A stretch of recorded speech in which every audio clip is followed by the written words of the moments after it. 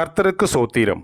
இன்றைய வேத வசனம் ஏசாயா 51 4 என் ஜனங்களே எனக்கு செவி கொடுங்கள், என் ஜாதியாரே என் வாக்கை கவனியுங்கள். வேதம் என்னிலிருந்து வெளிப்படும், என் பிரமாணத்தை ஜனங்களின் வெளிச்சமாக ஸ்தாபிப்பேன். ஆமேன். ஏசாயா 51 4 என் ஜனங்களே எனக்கு செவி கொடுங்கள், என் ஜாதியாரே என் வாக்கை கவனியுங்கள். வேதம் என்னிலிருந்து வெளிப்படும், என் பிரமாணத்தை ஜனங்களின் வெளிச்சமாக ஸ்தாபிப்பேன். ஆமேன். கர்த்தர் உங்களை ஆசீர்வதிப்பாராக, உங்களோடு கூட இருப்பாராக. ஆமேன்.